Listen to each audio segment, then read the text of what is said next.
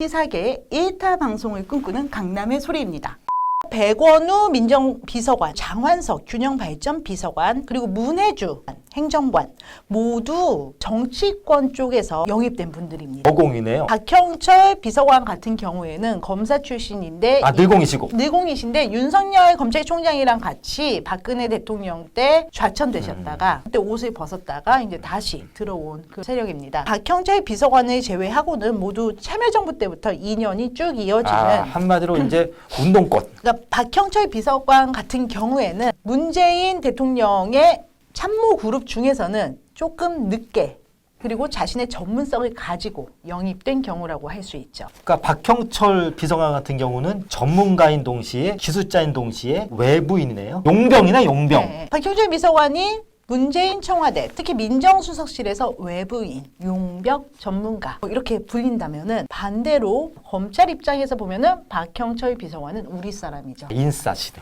인싸. 그러니까, 검찰 인싸. 그러니까 네. 박형철 비서관은 참 경계인이라고 할 수 있는 게 청와대에 있는 이게 80년대 운동권들이 보기에는 아싼데 검찰에게는 인싸. 그 고뇌가 조금은 짐작이 됩니다. 제가 갑자기 주스 노래가 생각났어요. 누군가 여기 어딘가. 서태지를 모르는 게 아니라 그냥 서태지를 싫어해서 본인 듀스파였구나. 강남 쪽이셨나봐요. 적폐청산을 국정기조로 내걸면서 검찰 쪽에서는 윤석열 당시 서울중앙지검장 형 검찰총장을 내세운 거고 청와대 안에는 박형철 반부패 비서관을 자리를 마련을 했던 것인데 지금 청와대가 검찰의 공격을 받는 상황에서는 이 두 쪽에서부터 리크 누설이 나오기 시작을 하는 거죠. 물론 이거는 국민의 알 권리 내지는 진짜로 범죄 혐의가 나중에 맞는 것으로 드러난다면 매우 천만다행한 일이라고 하겠습니다. 뭐 아닐 수도 있고요. 네, 아직은 기소 단계니까요. 자주 들어보는 검찰의 공소장이 팔이 안쪽으로 굽는 거를 보여주고 있습니다. 피고인 박형철 부분 한번 읽어보겠습니다. 백원우 민정비서관이 건넨 범죄 첩보서의 내용을 읽어보고는 해당 범죄 첩보서의 생산 내지 수사기관에 하다라는 것이 민정수석실, 민정비서관실, 반부패 비서관실 등 대통령 비서실 내 어느 부서의 권한이나 업무 범위에 포함되지 않는 심각한 위법임을 충분히 인식하였고 왜 이거를 하냐면은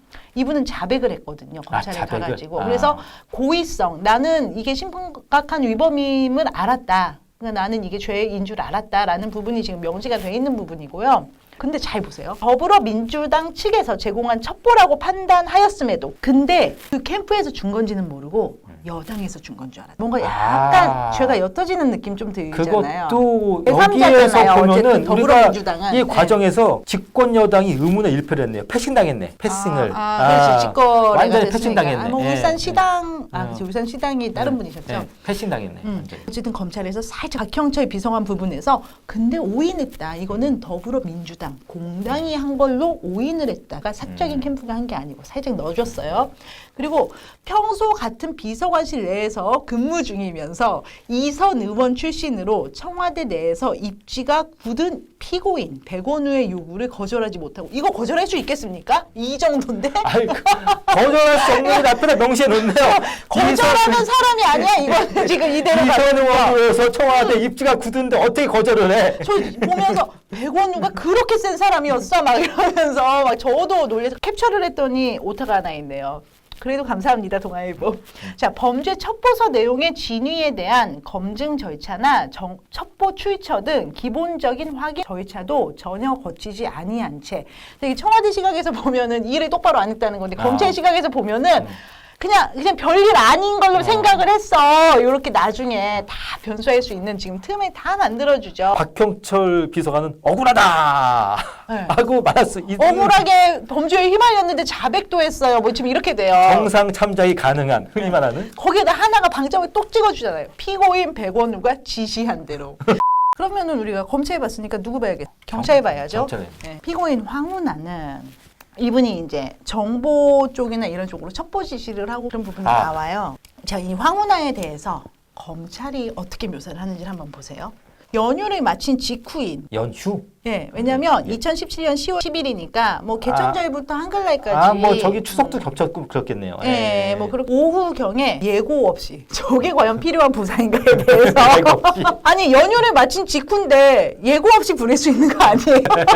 저 공수장에 저 부분이 제일 재밌었어요. 지능범죄수사대장, 지능 3팀장, 지능 3팀 팀원, 지능 1팀장을 총장실로 불러. 아니 이거를 예고를 하면은 쉬는 날 예고를 해야 되잖아요. 한글날에 갑자기 쉬고 있는데 뜬금없이 전화해가지고 야 내일 회의다. 이게 더 이상한 거지. 10월 10일 날 휴일 다음날 예고 없이 부르는 게 뭐가 이상합니까? 근데 어차피 공소장에 되게 나쁜 거 같잖아요. 김모모 고발 사건을 불기소 의견으로 검찰에 송치한 것에 대해 수사 의지가 없다고 강하게 비난하였고 근데 이게 또 지시권자이기 때문에 비난할 수 있잖아요. 질타라고 할 수 네, 있는데. 그치 질타인데 비난. 아니 내가 내 부하한테 너 일 잘못했다고 비난이냐고요. 이게 질타지 질책이죠.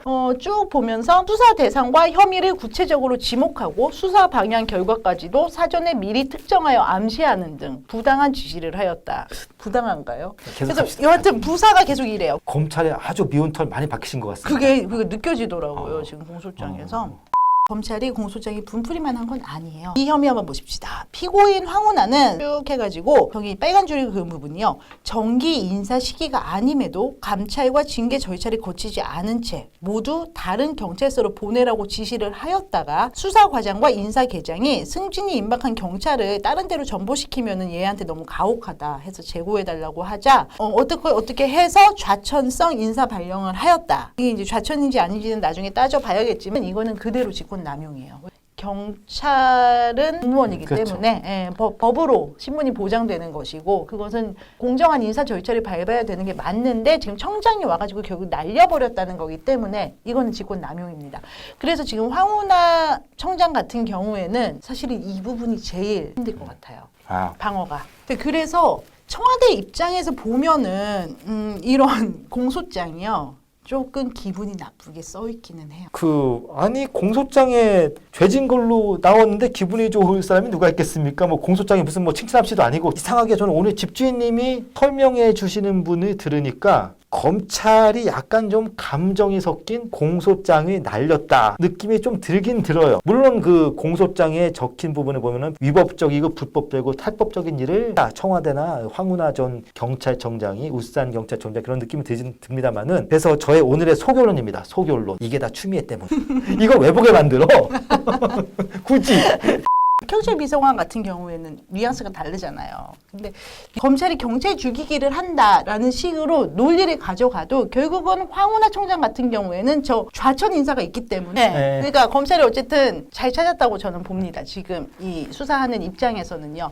그리고 이런 좀 감정적인 부분 검찰이 팔이 안으로 굽고 그다음에 저쪽을 심하게 타격을 하고 이런 부분이 보임에도 불구하고 이 전체적인 구도는 그대로예요. 캠프에서 어떤 프레임을 정했고 그 프레임을 가지고 청와대와 지역 경찰청장한테 SOS를 쳤고 응답을 받았고 응답을 받은 다음에 실제로 어떤 일들이 생겼다는 거. 이 뼈대는 그대로거든요. 아쉽습니다. 뭐가요? 송철호 시장 캠프에서는 가장 큰 잘못은 뭐였냐? 저 같은 정치 콘서턴트를 찾아야 되는 상황에서 청와대가 경찰 수사 사건이 어떻게 됐는지 부분에 대해서 공소장의 일부분을 오늘 정리를 한 겁니다. 조금 더 뒤에 경선 과정에서의 그 문제라든지 실제로 정책이 들어가가지고 그러니까 민정비서관실을 넘어가가지고 다른 수석실에서 했던 것들은 다음 편에 다시 보려고 합니다.